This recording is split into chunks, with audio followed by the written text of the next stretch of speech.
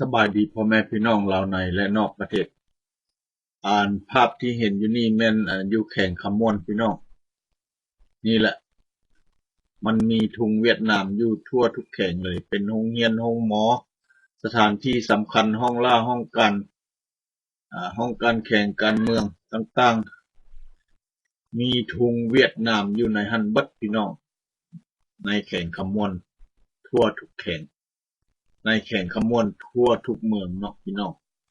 แม่นเวียดนามได้ครอบครองเรียบร้อยพี่น้องสมบูรณ์แล้วอันนี้แหละเหตุเกิดขึ้นอยู่บ้านเฮาขอให้พี่น้องจงเบิ่งเอาถ้าเฮาฮักซักซ่ามัวแต่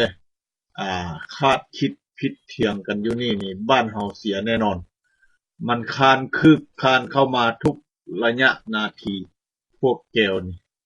มันบ่ได้สนใจกับว่าสิเป็นห่วงกับหยังอีกมันคืบคานเข้ามาเต็กไล่เจ้านี่แล้วก็มาสร้างอันนั้นอันนี้ขึ้นว่าพัฒนาอันนี้แหละแผนการพัฒนาของมันก็คือว่าหันเปลี่ยนประเทศลาวนั้นให้เป็นแก้วพัฒนาประเทศลาวให้เป็นประเทศแก้วพี่น้องขับไล่ไทยหัวหนีแล้วมันก็มาสร้างทำท่าขายดินดอนตอนหญ้าให้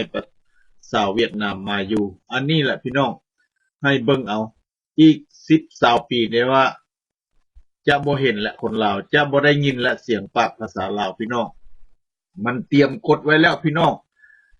อีกปี2020หรือ2025ต่อไปนี่มันสิออกกฎออกมาว่าทุกคนต้องปาก